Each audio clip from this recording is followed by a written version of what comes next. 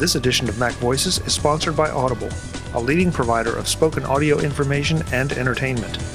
Listen to audiobooks whenever and wherever you want.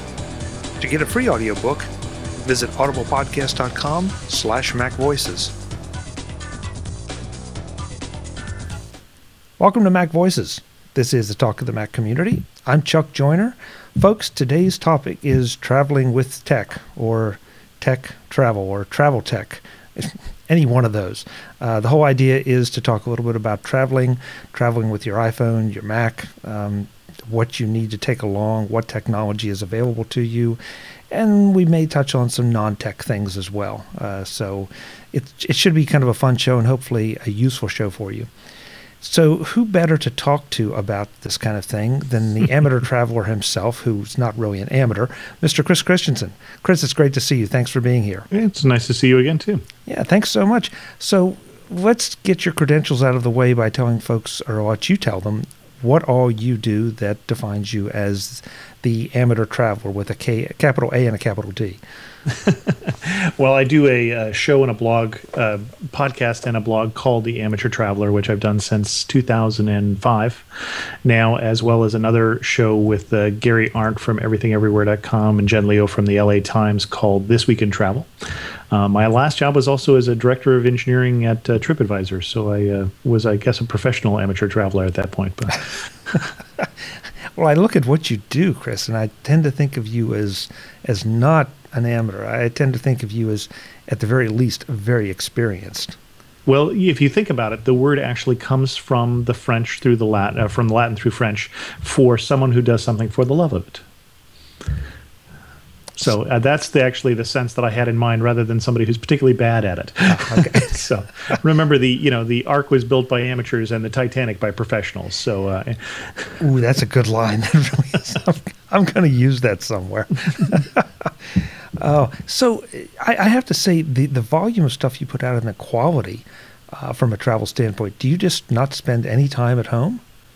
Oh, no, I actually spend a lot of time at home. I don't spend any time sleeping. But, well, for the amateur traveler, it's predominantly an interview show. I'm like we're doing right now. So, when we talk about Lesotho in southern Africa, I've never been there. So I'm talking to somebody who has been there. So sometimes we're talking about my travels, but more often than not, much more often than not, we're talking to somebody who's been there, who's written the guidebook about there, who lives there or whatever. So this week, for instance, we talked about Bucharest in Romania, and I haven't been to Bucharest, but I interviewed someone who spent about 9 months there. So this strikes me as very interesting. We all know that as the blogging thing came on, travel blogging became almost a genre of its very own. Oh, absolutely, yeah. But what drives you to this particular thing? Or do you just have a passion for different places and how to get there? Well, I have a love of learning, actually, is what drives me to a love of travel. Is I learn more when I'm traveling than someplace else, but it comes from a basic, I'm just not happy with ignorance, with my personal ignorance. And so before I started podcasting, for instance, I would be a language learner. I would go be studying whatever language I was going to in some place. And there's just something about going someplace, the more foreign it is, the more you are forced to learn. When you get off the train and you're trying to navigate the Prague subway in Czech and you don't speak a word of Czech, it's a learning experience. And so that's one of the reasons that I got into, I think, travel. That and, I love photography and I love pictures, and I'm very much a visual person. And so being a lover of photography, travel just is a real natural second choice there in terms of trying to find someplace new that is appealing to the eye as a photographer. I had been familiar with your work before we had a chance to meet at Macworld a few years ago, but it just really intrigues me, and I love to see someone where the passion shows through. This is not just a job that you do. This is something that you are intensely interested in, and that always makes for a good quality blog or show or whatever. Well, thank you. So let's talk travel and tech. And, sure, yeah. And, the obvious thing, I think, is this sort of came... I traveled with tech before there were iPhones and iPads, just like you probably did too. But that seems to be the thing that most people right now are going to have with them on a consistent basis that is probably underused if they don't know what apps and what services are out there. So I made a little list And it of might be things. used a lot and still underused. I mean, it is one of those things that's amazing, the number of things that uses you can find for it. And I'm sure that I haven't found them all either, for that matter. Right. And of course, at this point, we'll say early before we start into anything else, folks, if you found something that we don't talk about that you think is great, drop either one of us an email. You can find me at chuck@macvoices.com. Chris, what's yours? Chris at Chris2x at amateurtraveler.com is probably the easiest. Great. And I'll have those in the show notes, or go to the comments on this site or whatever. But let us know, because it's changing all the time. Oh, my, yes. Chris, yeah, after we sat down and I started looking at my notes, I realized a whole different category of things I'd forgotten. Chris, how about if we start with some of your favorite apps for your iPhone or iPad to travel with? Okay. Well, that's where I realized that I had left out some things. It depends a lot on what kind of trip we're talking about. So let's, kind of divide it up in 3 different segments. Let's talk about domestic travel, let's talk about road trips, and then let's talk about international travel. And do it in that fashion. In terms of, let's do road trips first. I feel like a good road trip right now. Some of the things obviously are your basic map apps. I mean, you're going to use the heck out of them, whether you're a big fan of the Google Maps app or whether you're a fan of the Apple Maps app. Domestically, I actually haven't found much difference between the two of them. But, those sort of things are going to be really helpful. Gas Buddy, just for I'm traveling across the country, where can I get gas and how much can I pay for it, is I think something that gets essential on a road trip. And then I would think about, there are a couple interesting ones, like depending on where you're traveling, there are starting to get apps like all of the road stops along I-5. All of the things there are to do there. Or on the Eastern Corridor, there's people who've come out with a book about all road food, and they're starting to come out with apps like, here's the road food for that particular corridor or something like that. So and then as you hit any particular town, like I'm getting ready to go to Toronto, and it's one of those things where you go into the iTunes store and you say, well, show me what you got with Toronto. Oh, well, here's a subway map. Here's free tours, that will give me walking tours of Toronto. And just before I hit any city, I go on and see what new things. And half of them are going to be junk, that they're not that good at content, and the other half are going to be gems. So it takes a little time, I think, to explore what you're doing with that. Those are the ones that come to mind for that category.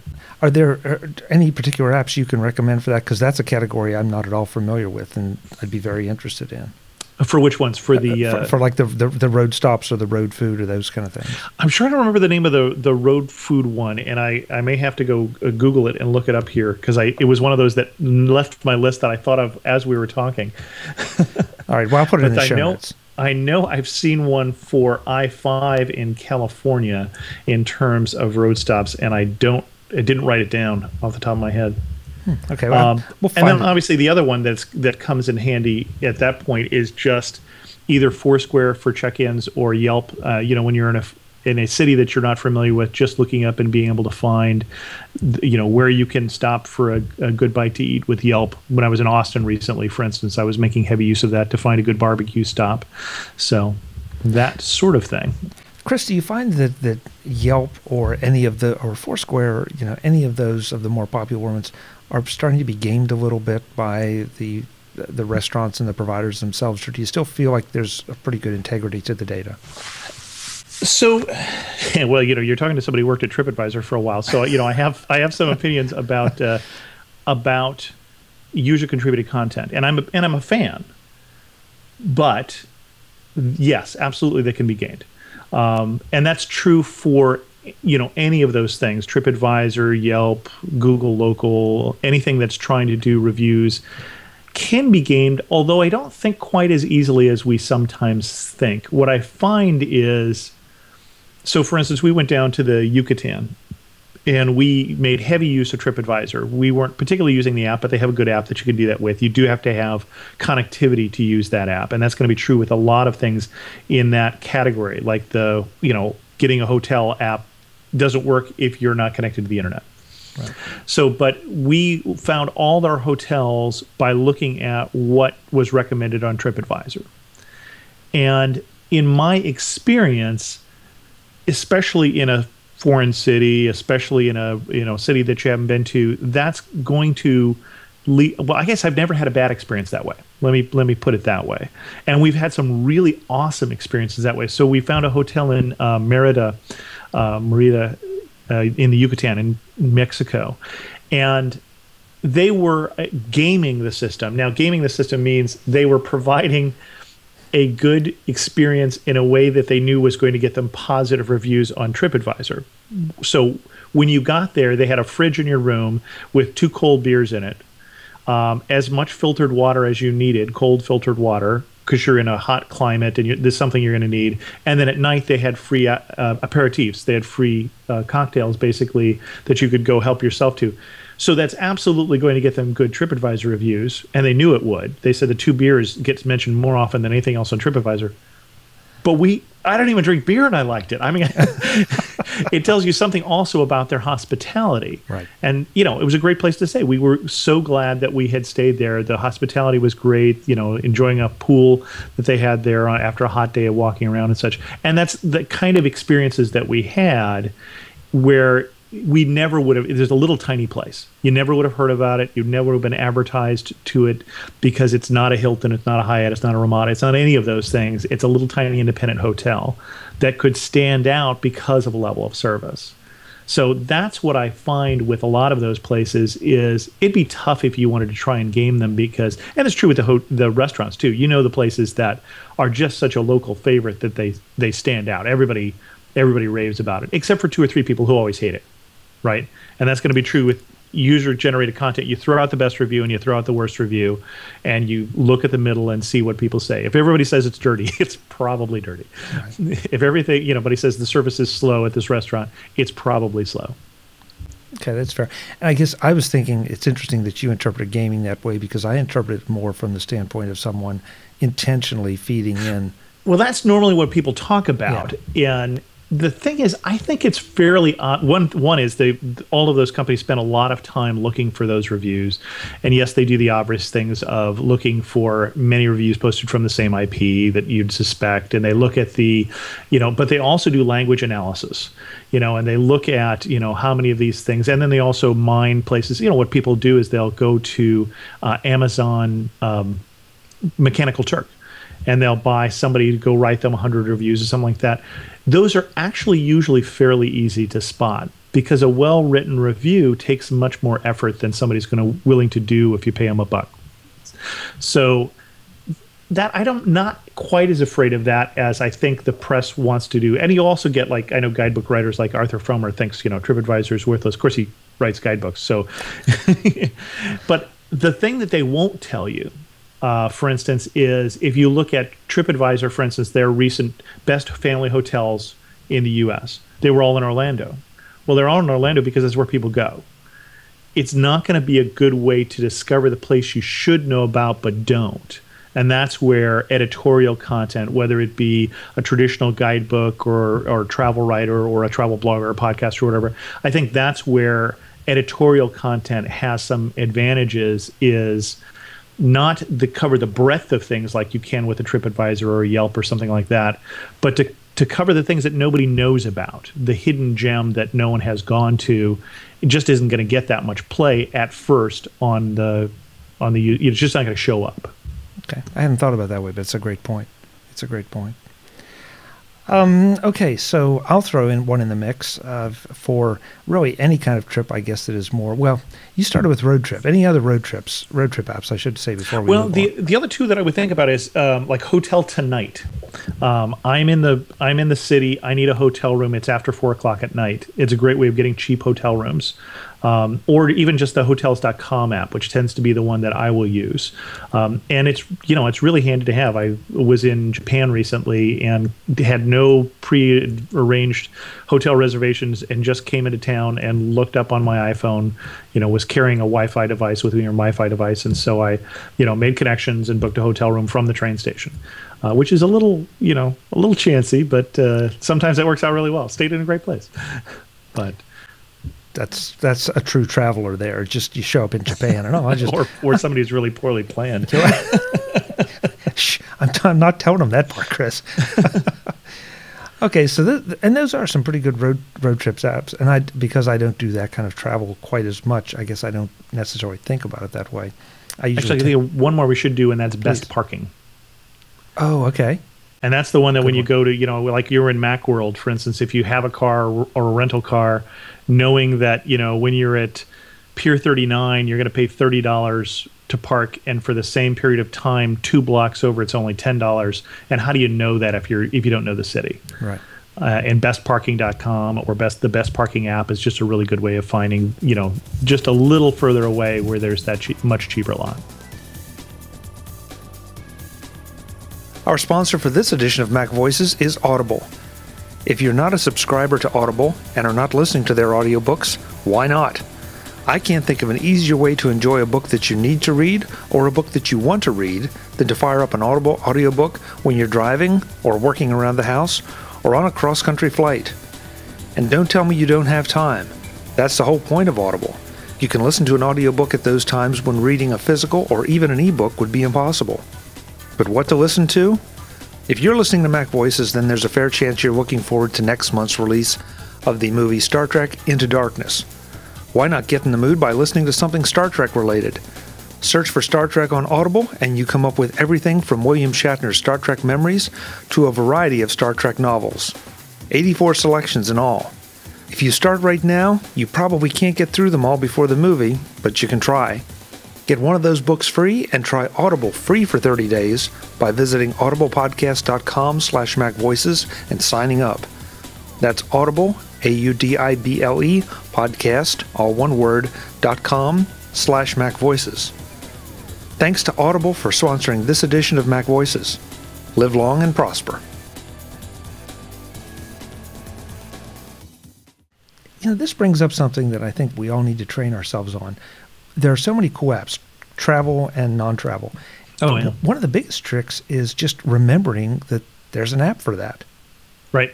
Yeah, absolutely. You just, because we'll stack up a bunch of stuff here today for people's travel folder on their phones, but you got to remember it's in there, folks, or it's not going to do you any good. So, guilty of that too. Yeah. I come home and it's like, why didn't I think of that?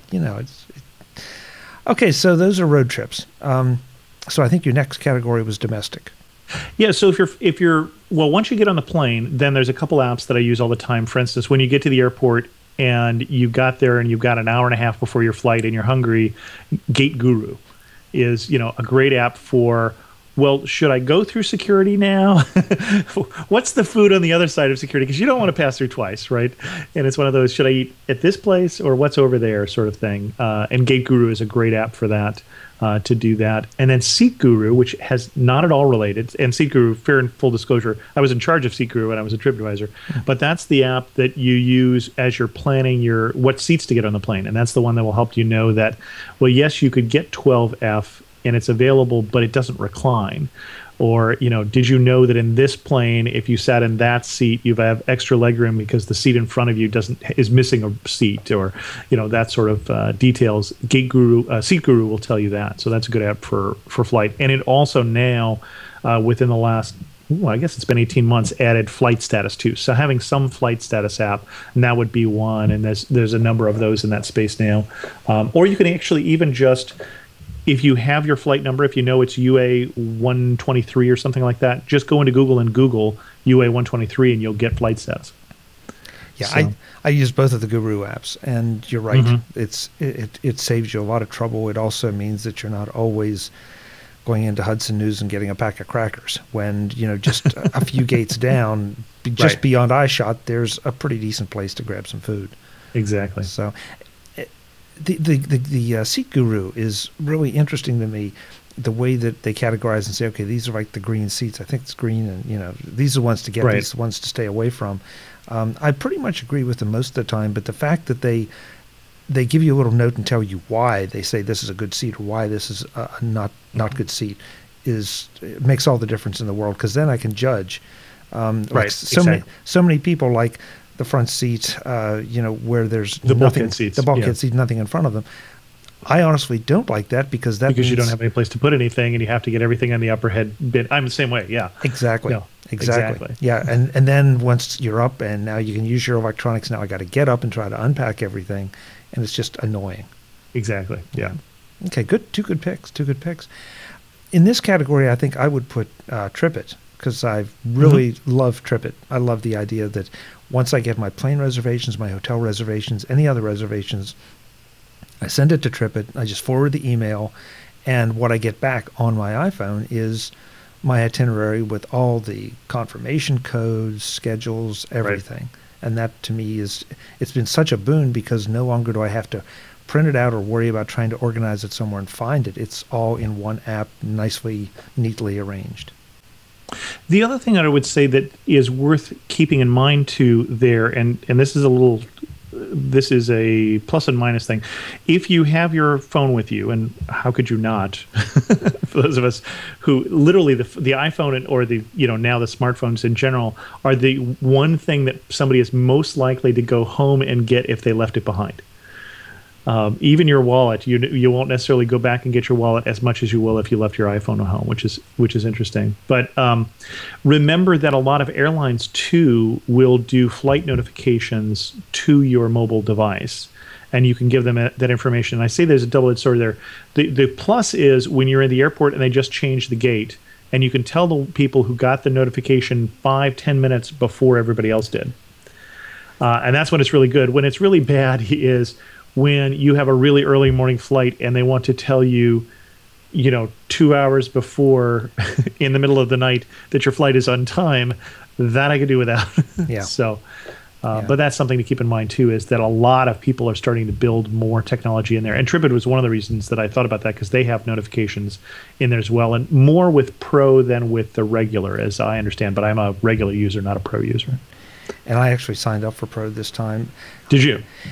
And, the few enhancements are worth it. And as far as I'm concerned, one flight that it gives you that 10-minute edge to get to the front of the line and get rebooked is worth it, because it could save you an overnight stay that may come out of your pocket, may not. But, I think it's $48, $49 per year. And well, I think it depends on how much you travel, whether it's worth it to you or not. I think that's where a lot of people have to make that choice. Yeah. You also mentioned the flight notifications. I also use Flight Track Pro. Is that one you're familiar with? Yep, indeed. Yeah. And I find I get notifications from them sometimes faster than from the airlines or from some of the other services. Mm-hmm. So that can easily be. Yeah. And they all, your mileage will vary. On any given flight, one is going to be better than the other, but I can't tell you which one it's going to be. So kind of like the airlines themselves. Well, that one I could pretty much tell you which one's going to be better. That they're fairly consistent in terms of there is a different level of service on different airlines. So I know when I was at TripAdvisor, where I was in charge of TripAdvisor flights, which is why I was in charge of SeatGuru, and we had added in reviews of different airlines as well. And you could probably guess which one's rated higher than other ones. So. Okay, so I'm going to put you on the spot here a little bit, because you've been very direct about having a past relationship with TripAdvisor. How do you feel about the TripAdvisor app? I like the TripAdvisor app. I don't think it's necessarily my go-to app for some of that information. It is when I want, for instance, hotel reviews. I still think that they're best for the hotel reviews. And I really want to know what they have to say before I book something. I don't tend to use them as much for some of the other functionalities that are built in there.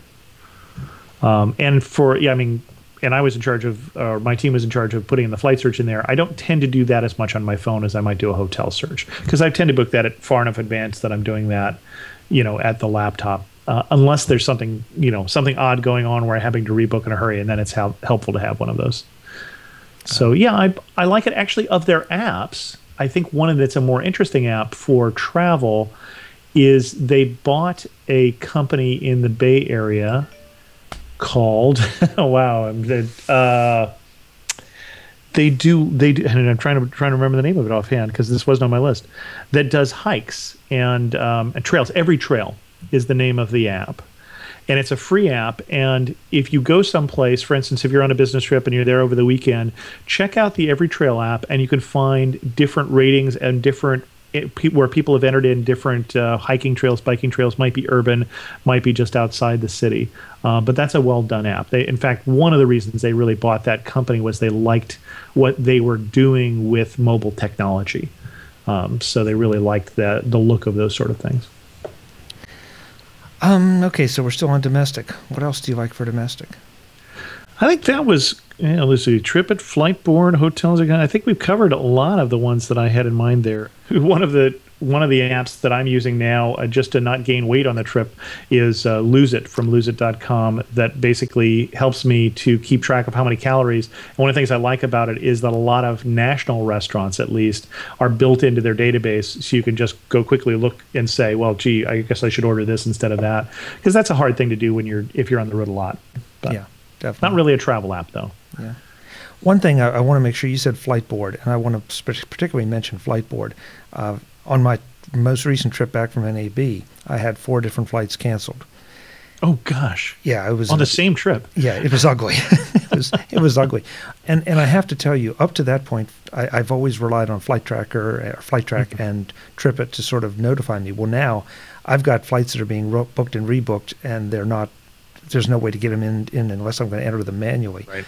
And Flightboard is really nice because I could call up the board of whatever airport I happen to be landing in and see up to the minute. As soon as we touch down, I'd pop that up. I'd know exactly what gate, because the days, at least on the airlines I fly, of them announcing, what gates the connections are gone. Right. So I found that just invaluable, and I really hadn't needed it or used it before.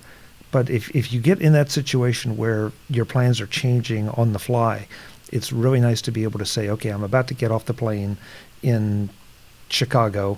Okay, what gate am I going to get this flight? That way you know whether you need to run or can walk. The other thing that reminds me of how important it's gotten, I mean, I don't know how we got by without it before, to have a fully charged phone, while you're traveling. And 2 tricks there is, one is when they tell you to turn off your phone, even if you don't care if it really can or cannot bring down the plane, turn it off, because your phone trying to find different cell phone systems is going to drain the battery really fast if you don't turn it off. So, yes, your plane isn't going to take down the plane, but still turn it off, or at least put it into airplane mode like they tell you to, because it's in your best interest.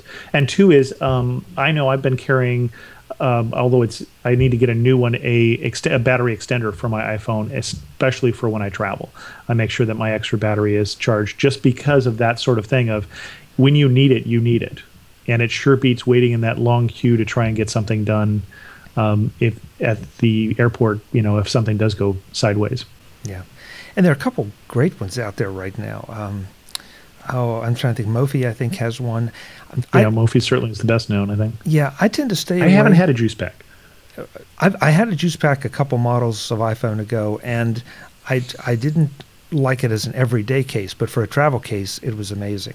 Mm-hmm. But like you, and we'll probably get into this, I want some kind of external battery. Frankly, I don't mind carrying the extra weight. I want something that can charge my iPhone, my iPad, as well as provide me some extra juice for my laptop as well. So, I don't carry one for the laptop anymore, and part of that is just, and we as we transition into hardware, because the battery life has gotten so much better on the laptops, and because I'm carrying an iPad too. That on the plane, if I'm watching video or something, I'm not doing it on my laptop. My laptop is really just if I'm doing email or things. So often my laptop isn't in use in flight, because it's hard to use it in the flight anyway, unless you've got extra leg room, extra space in the room. So, and the iPad, which has such great battery life, that's going to be my device of choice during the flight. Okay, so that, I think you've already answered the question. You travel with a MacBook of some kind and an iPad. I travel with a Retina MacBook Pro. So you haven't succumbed to the desire to try to leave that at home and just work off the iPad? No, I am way too much more productive on a laptop. I mean, I would love to get an Air, but this is actually my work laptop, but I carry it with me everywhere, and do everything on it, and it's such a sweet machine. I mean, I would love if it was just a little pound lighter, but it's such a sweet machine. No, I take it everywhere. Yeah, internationally or whatever. I think it's great that people are trying to push that edge, but I think it may be just a little ahead of time to do it because I'm like you. Can get so much more done on a laptop. The iPad has its place, and I love the iPad. Yeah. And it's like having, well, it is having two machines. You put them side by side wherever you go, and you've got two screens, and you can do a lot of different things. But yeah, well, now you can actually do the use your iPad as the second screen. What's the app for that? There is an app that you can get on the iPad, so you can use it as a second screen for your laptop. Yeah, and I know exactly what you mean. Yeah, it's about a $10 app, and I'm drawing a blank on the name because it wasn't on my list. Yeah. The new theme for this episode. Yeah. Well, it's tough because there's so many things that are so useful depending on, like you said, the kind of travel, how you travel. Is it for business or pleasure? I mean, we can break it down in into a lot of different categories. So it just depends. And actually, thinking of charging, here's an interesting one for you. And I can't tell you whether it's good or not because I haven't got mine yet. But I'm one of the funders of a Kickstarter project that's called SOS Charger. And the SOS Charger is a hand crank charger for your iPhone. So that basically in an emergency, whether that be a long road trip or more likely, and for those of us who live in earthquake country, just if something were to happen and we were to lose power for periods of time, basically this is something that with, 5 minutes of hand cranking, you could get 15 minutes of calling in or something like that. So I'm curious. I haven't got mine yet. I don't think they've completely funded yet, but that was one of those Kickstarter projects that I saw and thought, I like that idea. So. Yeah, I do too. I'll have to go and look that up because I was not familiar with that. But yeah, that does appeal. You're in a lot of situations where sure, like you say, for just a couple minutes of hand cranking, and it seems silly, but when you really need to make that phone call. Well, I'm thinking of you're back on the East Coast, as I recall. Yeah. So you're in hurricane and blizzard territory instead. So yeah, usually a little more blizzard, but yeah. There's been time the lights have gone out, no question. Right. Chris, before we transition to hardware, anything in particular for international? I think it's too late for that, but yeah, for international travel, I want to make sure we try to at least stay with the categories you started out with. Oh yeah, well the thing, and that was the category that I completely forgot as I was preparing for this. But one of the places that I particularly love the iPhone, besides podcasts, which my iPhone has always connected me to listening to podcasts, and for international travel, that's relevant because of the number of language learning podcasts that are out there. And Downcast is my app of choice. Good choice. I do not use the the Apple podcast app because I don't want to throw my phone across the room any more than I have to.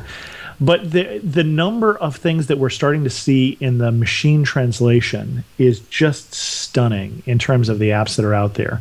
And the one that I wasn't thinking of, you've seen the one where you load in a particular language and then you hold your camera up to something and it shoots video and in real time converts the language from the language that's on the sign into the language that you have the module you've loaded. You have to pay extra for those modules.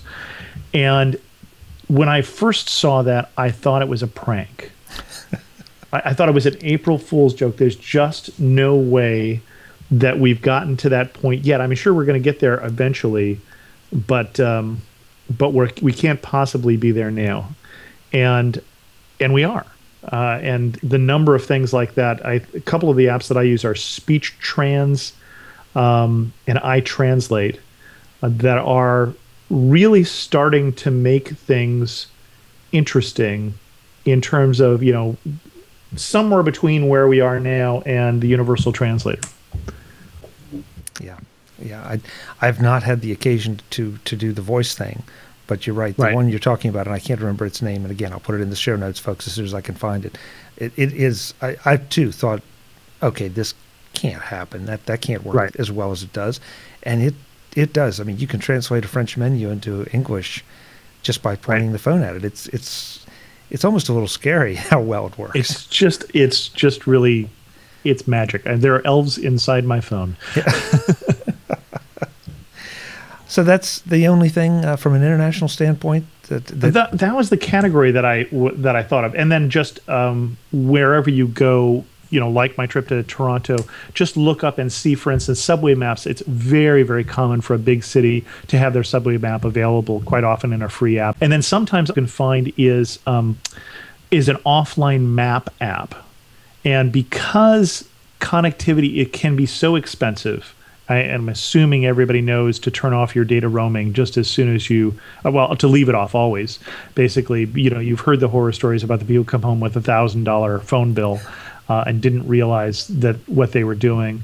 But then it's useful quite often to have one of the apps that has a local map that you don't have to use the internet for. And almost every place I've gone, if I've searched ahead of time, I can find a local map for Beijing or Shanghai or Tokyo or someplace like that. And there are a couple apps also that you get the app for free, and then you can buy the offline maps for that. But I'm drawing a blank on that one because I wasn't thinking about that. Chris, how do you feel about apps for particular, say, cities, or I don't know, maybe even countries? I haven't looked in that, but I know they're Vegas apps, they're Washington D.C. apps, they're New York apps. Yeah, they're definitely. In fact, Vegas, there's a great one by Hunter Hilgus, who has been a guest on our show, and I think his app is the Vegas app. But yeah, I think they're terrific, actually. Some of them are good and some of them are not. I shouldn't really lump them all into being terrific, but they can be quite useful as a general overview. I don't think that I personally have gotten to the point where they replace getting a guidebook for me. And Hunter's app is Vegas Mate, is the name of his app. But I find them to be quite useful to have something to carry along with me that's lighter than carrying, a lot of those guidebooks I'm not just going to stick in my back pocket. They're just a lot of extra weight to carry around.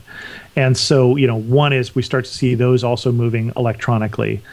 But two, having just something that just says quickly, hey, when you're in downtown, here's the 4 things you should see, can be quite useful. Some of them are free, some of them charge.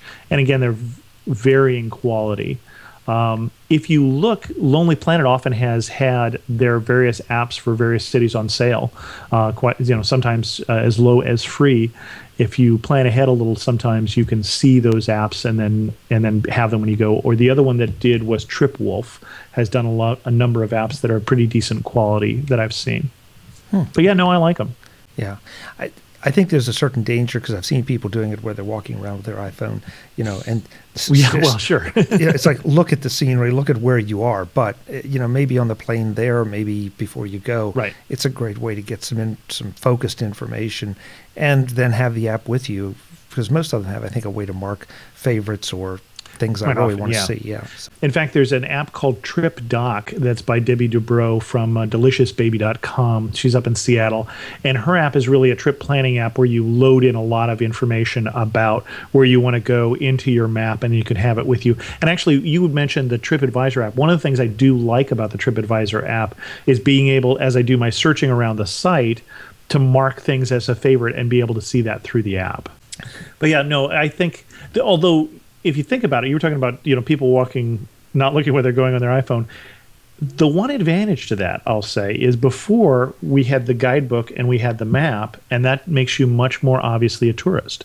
And therefore, for some types of property crime, for instance, possibly more of a mark, depending on if you're in a city that is going to have that sort of problems. When you're looking at your phone, you just look like everybody else. Now you're saying now we're all zombies looking at our phone. Exactly, we're all zombies looking at our phone. Anyway. Great. And they have the text and walk apps, or the email and walk, but I haven't seen the guidebook and walk app where the phone is showing you. Actually, that's the other category we haven't talked about is the augmented reality apps. I know the TripAdvisor app is augmented reality, and it was all the rage there about 2 years ago, where everybody's app was suddenly augmented reality. And I don't think we've quite gotten to where the promise is of you pointed at the building and it tells you the history of the building sort of thing, but they're interesting. Just from the point of view of I go in this direction and it tells me kind of which direction to walk to find a decent restaurant potentially. I don't think I've used them as much as they thought I would 2 years ago. Whoever they may be in that sentence. Yeah, but I think that if Google Glass, if wherever it's starting now, it's not hard to see that becoming very popular. Whether it's that or whether it's an Apple product or whoever's product, to be properly integrated, that could become very, very beneficial, especially for a traveler. Right. Well, and what you need there is you really need the database, I think, is the hardest part. And so many people who went out and tried to do their own augmented reality app, you couldn't go anyplace and see anything. So that's why it's a little more interesting when it's built into the, TripAdvisor application or something, or Yelp or something like that has a lot of data, makes it a little more useful than just, two guys in a garage trying to come up with their own, because it's the data that's hard. It's not the other. Yeah. Or getting access to the data that's already out there. Yeah, tying it in. Exactly. Yeah. Okay, so you're right. We already had done sort of a transition, or at least started to delve into hardware. Other than laptops and iPads and iPhones and all, what do you take with you? What do you think is essential? So I always have a camera, and I'm a Canon guy. I am in part because of their video capabilities, and now I think that's evened out a lot. I think the Nikon is also a really great option, as a number of other things are. And I tend to be in the DSLR, but I tend to be at the lower end of that because I want to travel someplace where a high-end DSLR would be disproportionately expensive compared to what people make. And I kind of like having, like, the Rebel is around where I have, right now I'm shooting with the Canon T1i, which is about 4 generations old in that line, but it's the Canon Rebel line. Great pictures, light camera. It's not as heavy as some of the big things with a big, huge zoom lens on it. And then the iPhone, obviously for cameras, is at least half not about half the photos, but that's the one I've always got with me. So a lot of photos getting taken with that. And, as we've seen, have you seen the new commercial for the iPhone? Just talking about the camera? Yes. Wonderful commercial, and really, illustrates what we've seen now for the last, I don't know how many years. For instance, where Flickr a number of years ago said the number one camera is the iPhone. So, and then obviously as the cameras got better, that just increased in the number of usage that you got there, the amount of usage. It certainly makes a certain amount of sense to take something like a DSLR that is a big step up from an iPhone. I'm a fan of point and shoots because they make sense to me, and I can take them places I can't take a DSLR-sized camera. Well, see, and that's the one that's dropped out of my kit because of the iPhone. I used to have my phone with me, and then I would have a point and shoot that I would always have in my pocket, and then I'd have the higher end video camera and the higher end SLR. In fact, I've been known to I've never gone on a trip with more than 6 cameras. Let me just bounding the problem there. I have, and now I'd be more likely to take 3 or 4, where one might be a dedicated video camera. I might still take that or not. I usually still take it and don't, and then I have an underwater video camera that I still will take if I'm going to be someplace that I'm going to get that opportunity. But I don't carry the backup SLR as I've done on at least one trip. Just don't use it, and I don't carry the point and shoot anymore. Any particular lenses that you take with the Rebel? Well, I don't like changing lenses. Basically, I found when I carried multiple lenses, I always had the wrong one in the camera. And so that means I carry a lens that is flexible. So I carry something that's like a 18 to 200 lens that will let me get some macro shots as well as zoom in. So I just want to carry one lens and focus and shoot. Yeah. And friends that have tried to talk me into going into DSLRs, it's like, I'm not going to pay that much for big chunks of glass. that I'm probably, you're right, I'm not going to change that often, if at all. So. Well, and I'm just shooting with the Tamron lens too, so it's not the higher end lens, So I don't think, especially for those of us who are shooting for web or for personal things, or maybe blow it up into a picture, but we're not shooting for National Geographic. I mean, that's just not where the photo is likely to get used, so I don't worry too much about it. And I don't tell your photography friends I don't shoot RAW.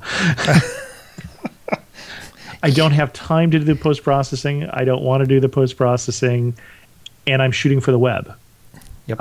I'm shooting pictures that are going to be 1,000 pixels across when I put them up on my website, and I don't want to take the hard drive space. I can shoot RAW. My camera can do that. I just usually don't. Yeah, all the photographers out there, please. We're sorry, but I'm right with Chris. I admire you for having the time and the discipline to go and tweak all that stuff, and I might do it for one photo in literally 1,000, because I want to do something really special with it. But right, exactly. the number of times it happens is very, very rare. So I'm right there with you.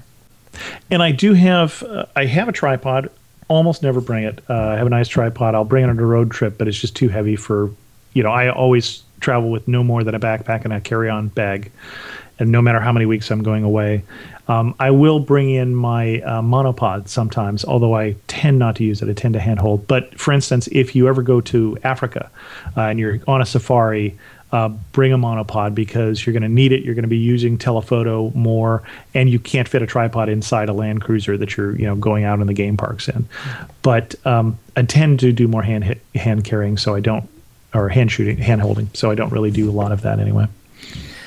It's funny you bring that up. Anyone that has seen me shoot when I'm solo at, say, NAB or CES, I have a standing monopod from Manfrotto that sort of is the best of both worlds. It's not as stable as a regular tripod, but it's also a lot more flexible, a lot easier to set up and tear down very quickly in a trade show environment. Yeah, I actually saw your gear at the latest Macworld. I was standing nearby, but you were in the middle of an interview, so I didn't want to interrupt you. So, yeah, it's a nice compromise. Again, it's not ideal, and it requires me to travel with a check bag because it doesn't collapse. I can get it in a normal size check bag. I can't get it on a carry-on unless I want that to suddenly become one of my pieces. And frankly, the thing looks a little bit like a small missile launcher, so I'm not going to try to get it through security. Oh, well, I have been known to get this microphone through security. Oh. Which is the Blue Yeti microphone. And those people who don't know, who aren't holding it here, it's a heavy piece of metal. And if you travel with it, which you shouldn't, you should never travel with it. It's just the silliest thing to travel with. But I have been known to do it. Then you have to take it out of your bag and put it on the, let them see it because it looks like a pipe bomb.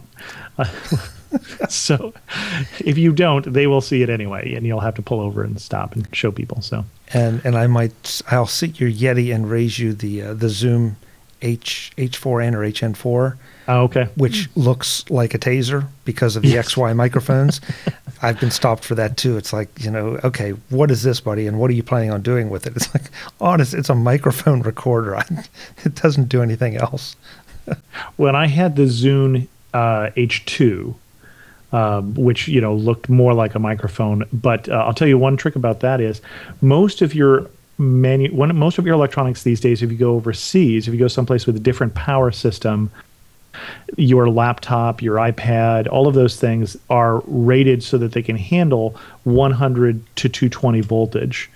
And you don't have to worry about anything other than just what do I need to plug it in. Although you can tell, it's always written on the battery, on the place you plug into the wall. It always has that.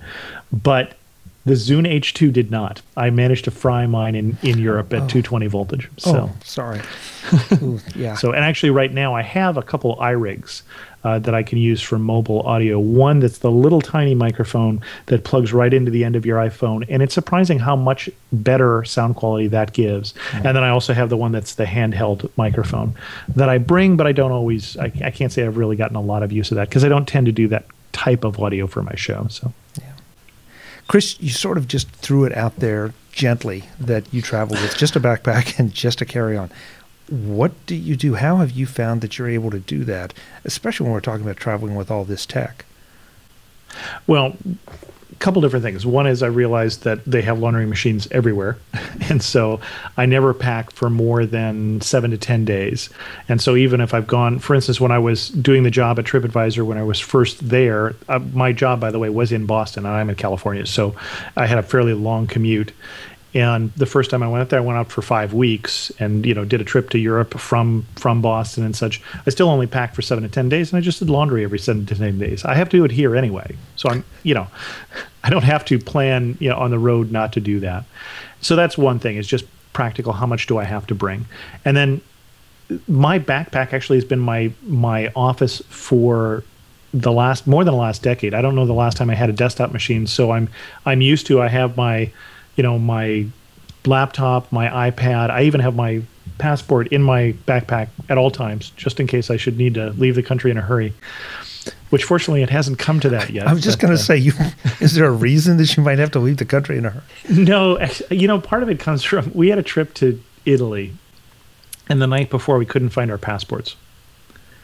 And I've gotten a little paranoid about that ever since then. So I always want to know where my passport is. And, if somebody is ever going to offer you a free trip, you want to be ready to go. So I've known people who travel actually with one change of clothes, and then they'll go someplace and they'll just buy clothes. And so, that's one approach. And then the other thing that I've learned is, there are mechanisms in terms of packing. I tend to be a roller where you roll your clothes up and things like that to try and keep them tighter. I pack one pair of shoes. I'm a guy. I get away with that. I work in high tech, so I wear sneakers everywhere, so I don't have to worry about suits and things like that. So, that's an advantage that even a business trip for me is usually not dressing up.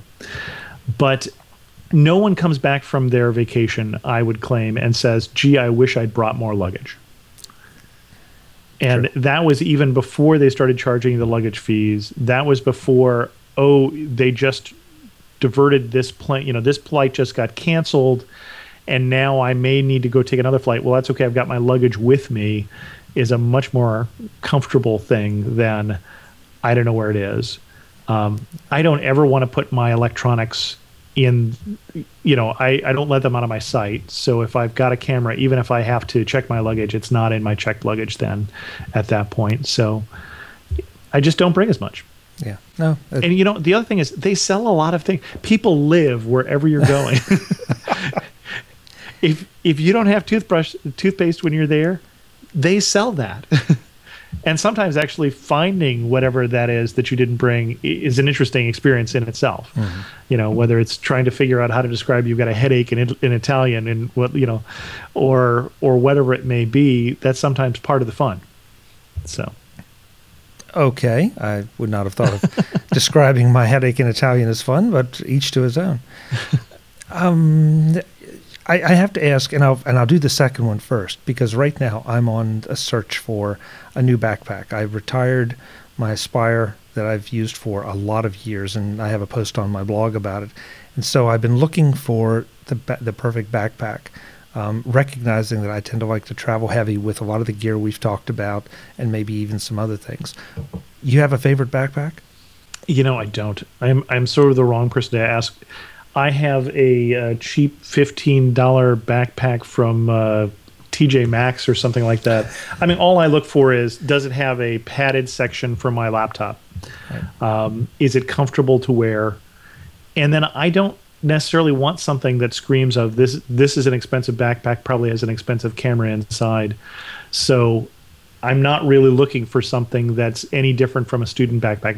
My son carried the same backpack as I did throughout high school as a student backpack. So, which as long as he didn't pick up my backpack or I didn't pick up his, worked out fine. But I mean, there are more expensive ones, and the two that I think are interesting, although not for me, are one is if you're going to do a lot of traveling places that might have more property crime, there are the ones that have the mesh built inside so your backpack can't be slashed.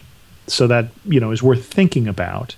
Although for me, I just make sure I know where my backpack is at all times and try not to get distracted from it, because that's the mechanism by which you can be robbed in some places if you just be aware of those things. And I've never had it happen. But and then the other thing is, now that you're starting to see some of the batteries and electronics and solar powers and things like that built into your backpack, it's interesting. Still not worth it for me. And I agree with that. If I want to take that battery we were talking about, I carry an old Hyperjuice. When if I have a situation where I know I want that power on a plane, if I'm going to be on for a protracted period or I'm concerned about it. But I'm with you. There's some really nice packs that have power built into them, but I'm not sure I want to carry it around all the time.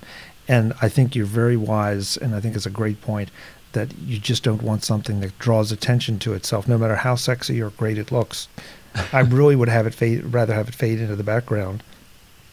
So and it's the same thing with, I would recommend if you're going to do a lot of overseas travel, especially if you're going to do a lot of developing world travel, it doesn't matter as much if you're going to Europe, unless you're going to, Naples or someplace that has more more pickpocketing and things like that.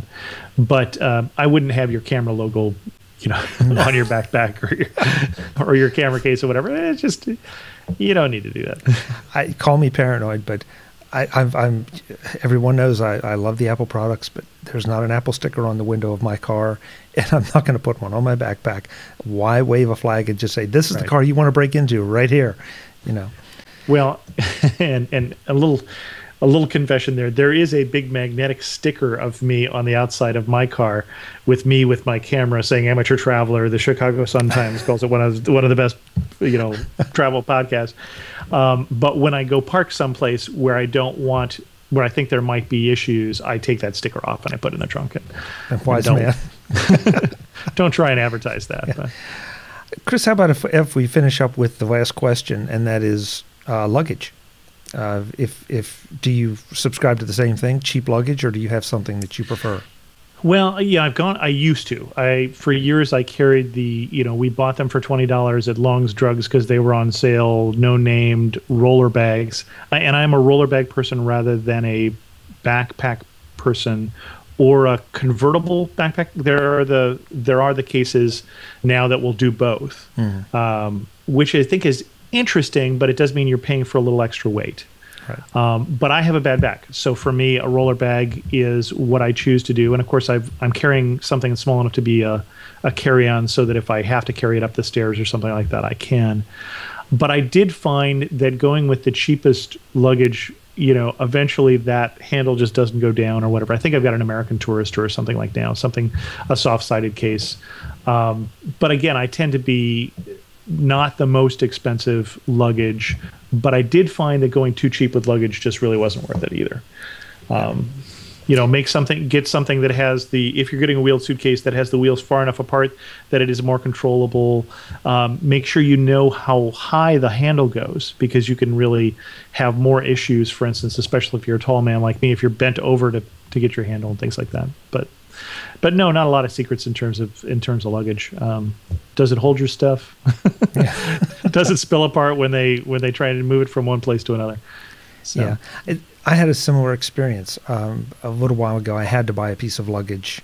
I was somewhere, and I had to get one, and so I bought one of the big name designers. It was on sale at a department store, and the price looked good. And all bags are the same, right? And so it got me home, and it made 2 other trips, and then it literally fell apart. I mean, it was kind of sad. So I started doing a little research, looking at the consumer sites and all, and ended up with a Delsey. And the Delsey has made like 12 trips now. I think I've lost 1 zipper tab, and that's it. It is really held up well. So, and it's not super expensive. It's not, you're right, it's not drugstore cheap. But you're not paying for the design, you're paying for the construction. Amen. And that I absolutely agree with luggage, especially soft-sided luggage, which I think can take a little more of a beating. The worst thing to have happen is your zipper doesn't work now, and now you're back, and now your suitcase is basically not closing. Yeah. So So that's when you're finding yourself shopping for luggage in an unexpected, night market in Hong Kong or whatever. So. Yeah. Chris, it seems like we've covered a lot, and we could cover a lot more. I have to have you back, and we'll kind of pick up from here and go, because I'm sure there are so many other things that if we sit down or narrow down the type of travel, we can recommend. But I suspect you may even get an email or two that has ideas that we didn't think about. So hey, that's great. And folks, the offer is open to you too. Contact Chris, contact me. Let us know what your favorite backpack, luggage, apps, whatever are. We'd love to hear from you. Chris, again, amateurtraveler.com. Amateurtraveler.com. Great. And I'm at MacVoices.com. It's great to see you. Thanks so much for the time. Oh, thank you. Folks, more from the Mac community on the Talk of the Mac Community, Mac Voices. I'm Chuck Joyner. Thanks for watching. Visit MacVoices.com for links, show notes, to subscribe, to connect with Chuck on Twitter, app.net, Google+, Facebook, and for more Apple, Mac, and tech-related shows, including Mac Voices, Mac Notables, the Mac Jury, and the Mac Voices Briefing. Advertising handled by Backbeat Media at backbeatmedia.com.